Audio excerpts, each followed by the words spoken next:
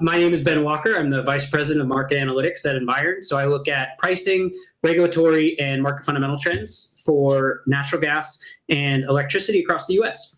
I'm joined today by Bill Townsend, who's got decades of experience in the energy industry at Platts and Genscape and EIA, who joined Environ as our Chief Revenue Officer. All of that, and on top of that, Bill's got a great garden too. So, Bill, how are your peppers? Thanks, Ben. I'm joining you from the Jersey Shore this week, where I'm on vacation. So, which I'm thrilled to join you because nobody wants to talk about energy markets here, and I get my fill with this. Hopefully, my garden's doing okay back in Colorado. I got a drip irrigation set up, so hopefully that's just cruising along. But thanks for sharing. Yeah, no, wonderful. And thank you for taking time out of your vacation to speak with us. So logistics for those folks listening in, there is a chat feature. Please use it, ask questions. We'll try to address them live if we can. And if we can't, we can reach out to you directly afterwards. Additionally, if you'd like to tell us what you're growing in your garden, give a shout. I'm sure there's some good gardeners out there. I am trying to keep my blue fescues alive. So we also did the drip, and it's just a pretty grass, no fruit to eat, no fruit of the labor, but we're doing our best. So for a conversation today, I think we're going to get the slide up in here in a minute. We wanted to talk about natural gas supply chain and power supply chain issues. So there's a chart here that came from PJM. So that's the Pennsylvania, Jersey, Maryland, the market that serves the Mid-Atlantic for electricity. And they were looking at the trends of gas turbine orders. So these are the gas turbines that are used to generate electricity. They take natural gas in, and then they spit out electrons that flow through the grid. They tend to be one of the faster units to build and one of the quickest to turn on. So they're the most flexible on the grid, which if you're trying to solve for some of the data center growth issues we talked a little bit about last month, this is one of the best technologies to use for that. And you can see the blue line is the global orders, and the orange line is the production limit, where we're now well above that and have been 2 or 3 years. That's been true for the last 2 or 3 years.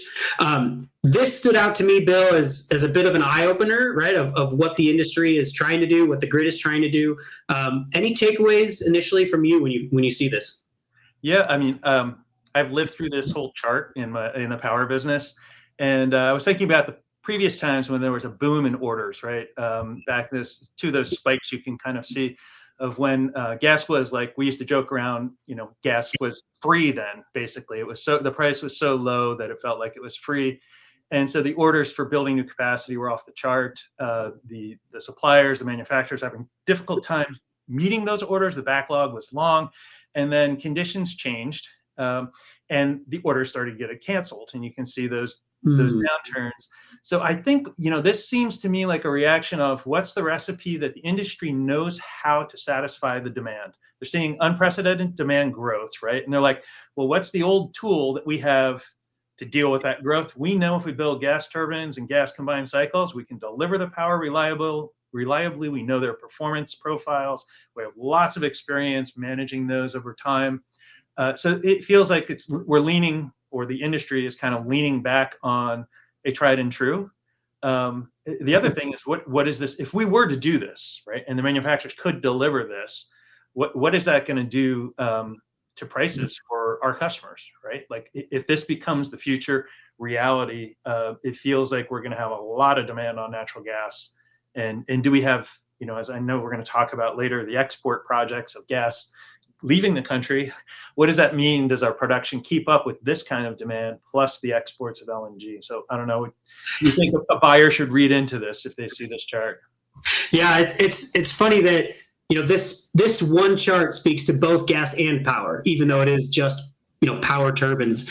My initial thought when I see this was the expectations of demand are sky high.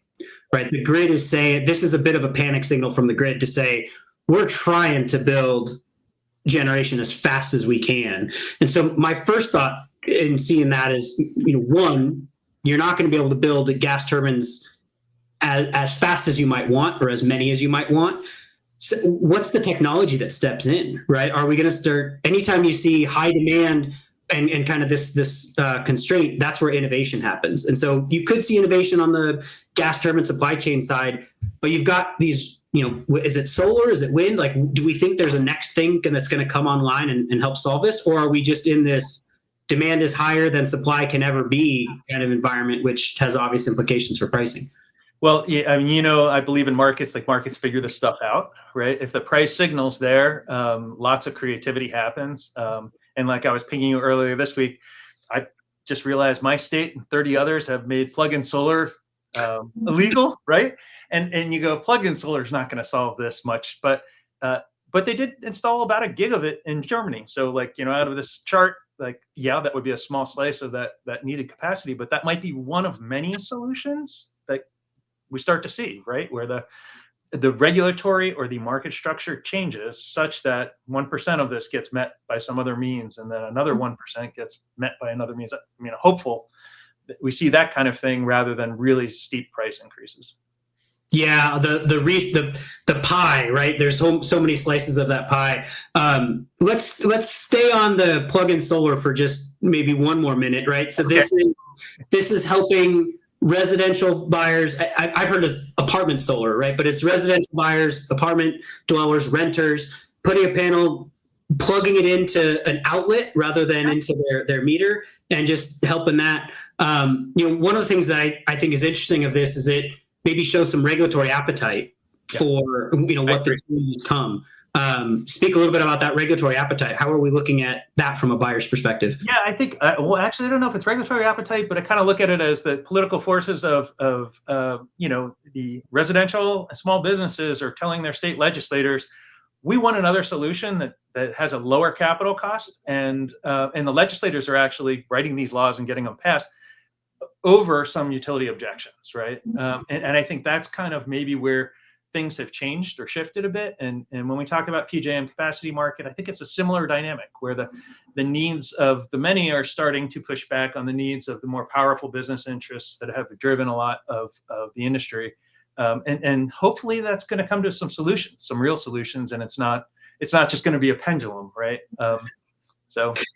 Yeah, we do always run into that pendulum risk, right, of overreacting. Right. To support the solar argument, I saw New York State set a record on June 3rd. Their noon hour, a third of their electricity needs came from solar, of which 27% was behind the meter, right? I mean, you're really starting to see, and this is, New York's pretty far north, right? We've seen numbers like that out of California regularly now for 5, 6, 7 years. Seeing that in kind of a northern state was a bit of an eye-opener for me. Texas, I think, is going to have more solar than coal this year. We're starting to see pretty significant gains on that renewable front, which will be interesting to kind of see as it plays out. So, maybe I'll ask this question now, and if you want to answer it later, that's fine, because we've got other kind of things to throw in the mix. Is in this time of regulatory change, right? The rules or the structure of the markets may be changing. What are we going to tell our customers about how to buy, or like how to observe this and when to act? Because there is a lot of crystal ball politicking going on besides the economic fundamentals that we really pride ourselves on being on top of. How do you tell them to act in regulatory uncertainty like this? Yeah, that's a good question. It's a hard one, but it's a good one. There's kind of 2 or 3 different elements to that answer. So the first one is think about timing and deadlines, right? The Big Beautiful Bill Act that was passed last July 3rd, I want to say, set a 12-month timer on the investment tax credits. And so we've seen this rush for people to install solar, both at the grid level and on their rooftops at the residential level, because these ITCs, these investment tax credits, are going away. Just last week, a judge pushed back to say, no, those are actually extended. The July 4th cliff that's coming is not appropriate, and the judge sent it back to the IRS to review that. I wouldn't bank on it. I still think that deadline is something I would try my hardest to hit. But now there's that opening to say, well, maybe you've got some room behind that. A lot of regulations come with some sort of a timing like that. The other element is really contract structure. So in PJM, as an example, they came out, the white paper that this image is from was a May 6th white paper release, where they're saying, look, our capacity market is not acting the way we think it should be. Let's reevaluate it. What are the different ways we could move that? We don't know the outcome yet, but it absolutely has impacts to demand response markets, to how you treat capacity and procurement contracts. And so it's really just making sure you're not getting into a contract that has language that locks you into a particular viewpoint, and that if you do want to pursue on-site generation, demand response, any sort of efficiency projects, you're thinking about what that regulatory environment might be and adjusting your contract language to account for those different outcomes. Makes sense. Try and keep your options open in these. Yep.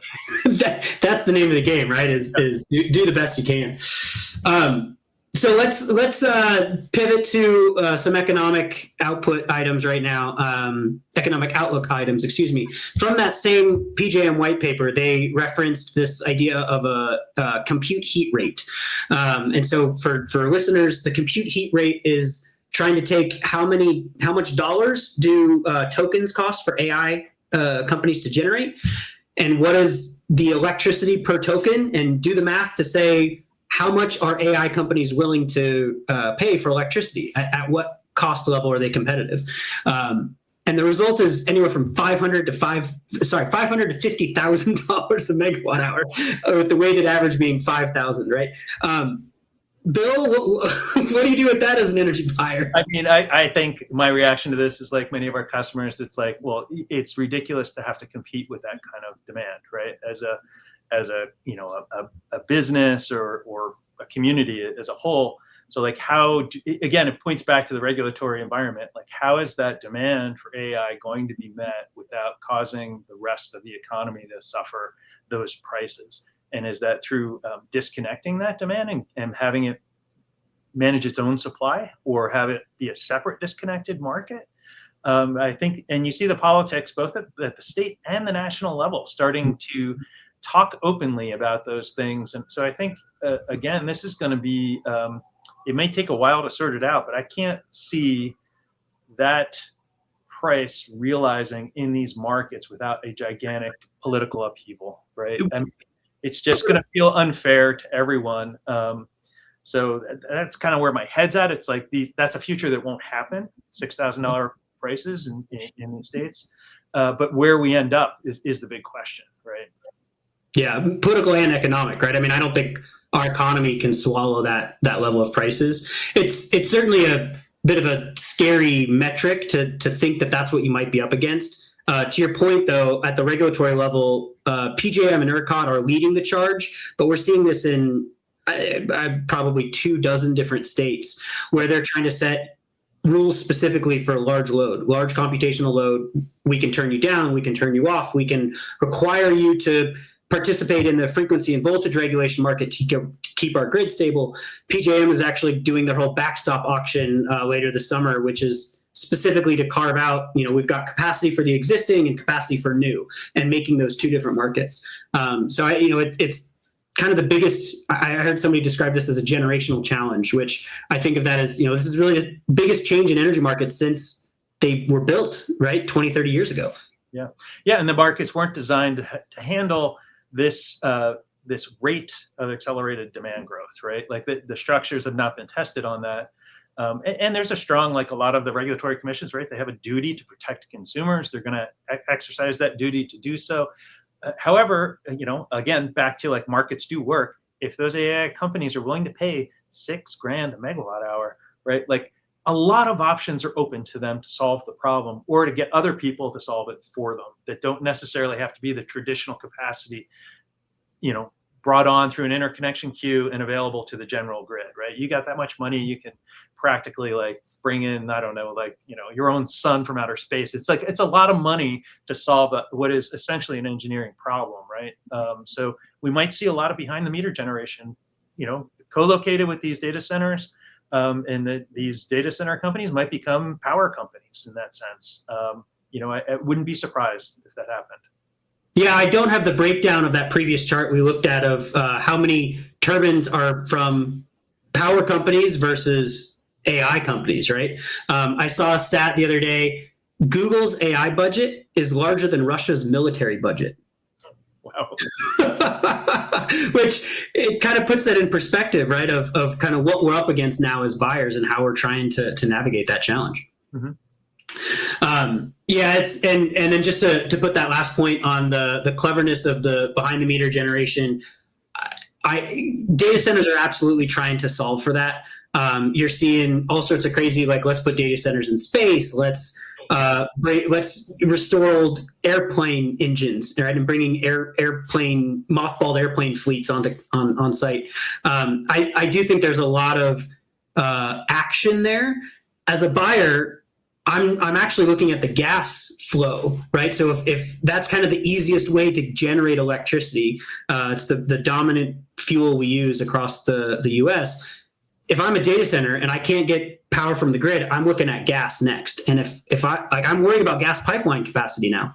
Well, I mean, think about it though. It's $6,000 a megawatt hour. You could build a gas plant, a battery, utility scale battery, and a solar farm all together, right? Like the economics would probably pay for all that generation. So it doesn't have to be like a one technology solution to these things.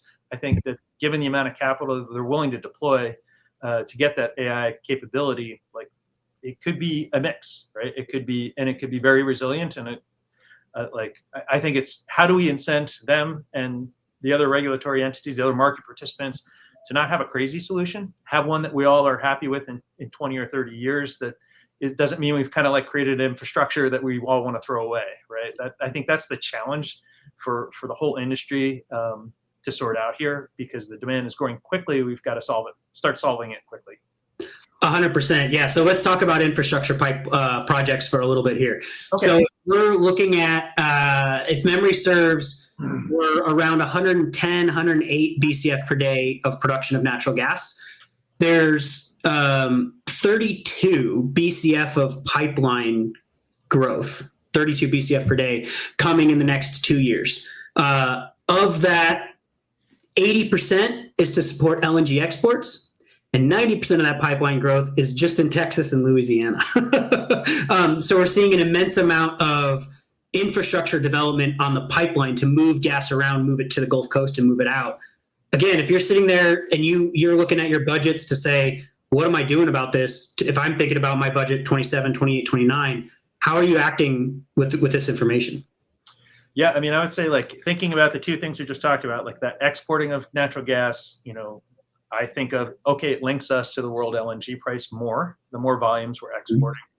And this demand center growth, likely a lot of it met through gas generation. You got two very bullish indicators on your long-term gas, but it's really, is the forward markets reflecting that right now? It doesn't feel like it's, gone crazy. So, that to me tells everybody in the market, the producers, suppliers, consumers, feel like we can ramp production to those needs, and that there's no alarming reason to kind of lock in now, although it might be a way to reduce some risk.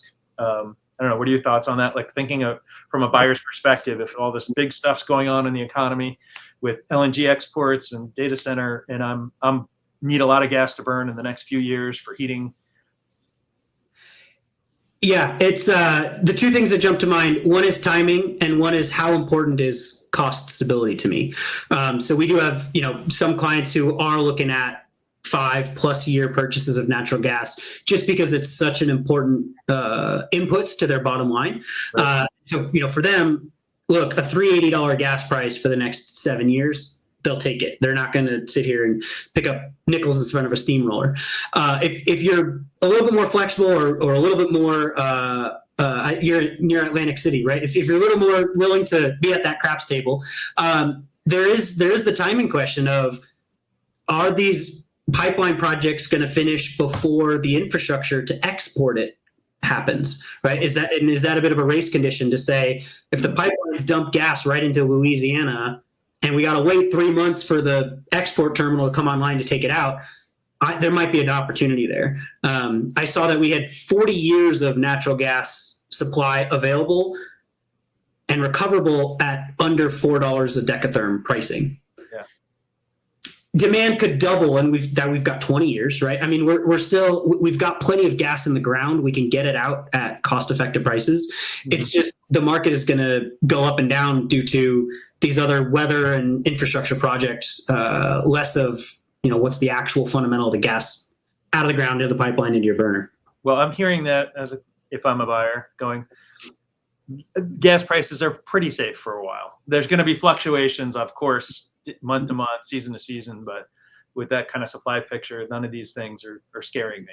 So yeah, and I mean, we're seeing 12-month lows on kind of the next 16-month strips, right? So we're seeing kind of pricing, I think, provide a similar kind of a soft environment kind of a situation. The other infrastructure project that I think has been talked about recently is Chippy, right? The Champlain Hudson Power Express that gets power from Canada, the hydropower up there, down directly into New York City. They built some wires over land. They buried some underground to get them in. That turned on just recently. Any thoughts on, what are you doing as a New York City energy buyer? I mean, it sounds great. I just did some quick math and I looked at the project. It looks like, that carrying about 1,250 megawatts and against a 31 gigawatt peak in NYSO, that's like 4% reserve margin, like addition, right? That's from a reliability standpoint, that's a lot of capacity. I mean, I got to think that's going to help reduce some of the congestion pricing into the city and hopefully make rates a lot more stable for New York City. How are you reading this?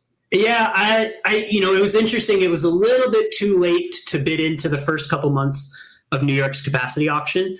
We are starting to see some of those forward prices down like $10, 30% from kind of a couple months prior. So it's definitely helping out in that standpoint.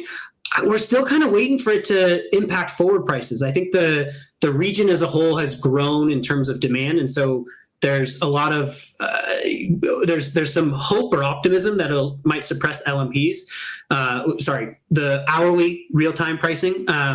But we might have to wait a little bit to see if it continues to operate continuously and efficiently and reliably before we start to see the forward powers drop. The forward prices drop. The other thing that has been talked about quite a bit on this is the Tier 4 RECs.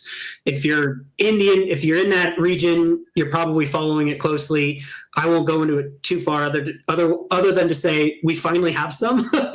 There's been 3 or 4 different projects that were supposed to deliver RECs into that region, and it's been a challenge for that state to meet some of their climate goals. And so we just saw the state push back some of those climate goals from the governor's budget. We're not seeing local law 97 change. We're not seeing incentives drop off too much. But it is interesting now there's kind of this cost climate collision that's happening across energy markets. Rhode Island's another example. They didn't change anything, whereas New York actually did. So it'll be interesting to see. And with the climate always comes the El Nino and the weather conversations as well, right? So let's go to El Nino now. Have you been watching this? Yeah. No, I this kind of ties back to our gardening conversation earlier of like both of you and I live in the West. So, the wet year, dry year thing is big for our personal lives as well as the electric markets in the West. So, I always think El Nino, like we've got focusing just for a second on the West, because that's where my head is always, it's always a dry year in the Northwest and wet year in the Southwest. And it's kind of got this, this complex dynamic of it's going to reduce the supply, but hopefully reduce the demand too through some more milder weather in the Southwest. Where do you see this playing out in terms of the rest of the market, the East Texas? Yeah, it's. I mean, this is famously Utah and Colorado. The snowpack is an important. Right. I've seen it called the no pack this last winter, right? It was nothing there. So it'll be great for winter sports enthusiasts, we hope, and for others. The only challenge with the ski season, right, is El Nino is supposed to push up temperatures both in summer and in winter, and that's across the U.S. So I'm looking at, a really potentially increased risk of higher power prices with the summer temperature going up. You actually might see lower winter prices, right? As the temperature goes up, you could actually see a bit of a bearish event there where demand for gas isn't quite as strong, demand for heating isn't quite as strong, and both the power and gas market could fall down a little bit. The bigger concern I have is, we're in the El Nino, something like a 60% chance of us being kind of a very, very strong, 2 degrees Celsius or more above what's normal. So some part of me is sitting here saying, we don't even know what this might look like, right? Yeah, right. It's so unique. A lot more volatility, perhaps, due to extreme weather too, right? Yeah. I see a question come through in the chat here. I just want to get your thoughts on this. Talking about some of the supply constraints. If you're sitting, I mean, maybe pick your region, but if you're a buyer who's not necessarily in a gas production region, so outside of Marcellus, outside of West Texas, are you more worried about supply constraints or the ability for us to get gas to your building? Right? Like, are you more worried about our ability to get it out of the ground or move it to your location? Any thoughts on which of those might dominate? I've just had a few conversations last week with one of our salespeople where they're talking to customers. This was in the Southeast, actually, about buying firm transmission capacity for gas for the first time ever for their facility, because last year was the first time ever they were curtailed. And they took gas off the pipeline and then had to pay tremendous penalties because it wasn't firm. So there are anecdotally, like, we're hearing this request and they're willing to pay more to get that. And in some cases, the pipes are saying, the pipe's full. We don't have any more firm capacity to sell you. So now, that customer has to look at other ways to become more resilient, perhaps burn fuel oil instead of gas for heating. And it's a scramble, right? For their engineering team and their facilities team, and for us to advise them on, like, what can we do within one season cycle to help ensure your reliability and your resiliency. So that's one thing that definitely has come up and that we're tuning in on and going, we need to be able to support these customers in those cases. Absolutely. I mean, it speaks to the kind of the contracting regulatory conversation we had a few minutes ago of, within a contract, there's all these words that nobody wants to read, but it's important to read, right? That's right. What we read them. Firm gas capacity being one of those words is really important, right? I mean, the regulatory risk is there, but then there's this kind of product risk, right? Of do you want to be interruptible? Do you want to have a swing tolerance? Do you want to be very, very tight or loose with your expected volumes? And if anybody on the call knows what an OFO day, an operational flow order, right? It can usually, when it's cold, sometimes when it's hot, you got to be very precise with your volumes to avoid the penalties. And so just having it kind of the infrastructure to evaluate the contract with infrastructure, having the internal structure to have that conversation around your engineering team, your contracting team, and make sure you're all on the same page with that. We've already talked about some regulatory changes. I don't know if there's anything else you want to touch on here. I mean, there's the PJM white paper, which sent me down a deep rabbit hole because FERC is looking at PJM and they're going to tear up everything. But we're honestly 5 years away from that, right? As a buyer, I'm just kind of holding tight for a little bit and waiting to see how the dice fall. I agree. I saw that letter from PJM as a cry for help that PJM doesn't know how to solve this problem, right? And that the current governance structure, the current process for planning isn't going to solve it without some greater intervention from either other regulatory authorities or other members of PJM. That said, there are a lot of smart people involved in that, and hopefully we have enough time to figure that out. I don't think they're going to throw away the capacity market, because an ERCOT-like market in PJM where you've got much higher price cap and no capacity markets, I just don't see that being viable. I think that there would be too many shocks to customers, and they would not, the economic consequences would be too brutal for that region to have that kind of abrupt change in structure. Yeah. Even if they were going to head that way, they'd need to kind of telegraph it, I think, for many years. So hopefully no surprises. In the meantime, we got to help our customers manage this capacity price risk. And that's our challenge, to work with everyone, educate them about what it is, what's happening with those auctions, what's happening, whether they should be passed through or fixing these things. All of that is, our job as experts to guide them. Any thoughts there that maybe that's a good wrap for us? And yeah, I love it because I love to wonk out over market design. And so it's fascinating to me. As a buyer, I kind of don't care, right? I'm just like, okay, tell me when I know what to do, right? There's not. I want no surprises, and if prices go down, I want to benefit, right? Like that's, so our job is to kind of like narrow that down a little, and so they can act, and we can act for them. So, all right, last words. You have one thing you would tell a buyer in today's market? Don't panic, right? Find your trusted advisors. We would love to be those. That's my pitch, is like, this is what we do with our clients every day, and we track these markets and these policies, and we present options and strategies to work with you to meet the needs of your business. So like, that's my pitch to you guys. If it's not us, find somebody. Don't do this alone if you're a big energy consumer, because it is going to be a roller coaster for a few years. Yeah, thanks, Bill. Yeah, if I'm a buyer, I'm absolutely looking at gas prices both the next 18 months as well as the next 60 to 72. I'm taking a look to say, what do I want to do with this? On the electricity side, if I'm nervous about data center growth, which you should be in PJM and ERCOT, pricing's less attractive, but it still might be one of those, you look back 3 years from now and go, man, the price I could have gotten then was way better than it is today. So it's at least worth evaluating, knowing where you are, learn where you stand, and then you can navigate from there. All right. Well, thank you all for joining. Again, if you're growing anything cool in your garden, let us know. I want to hear about it. But if you want to talk about energy markets, I'd probably be more interested in that. And we're always here to have a conversation and just bounce ideas around. So thank you for joining, and we'll see you next time. Thanks, Ben.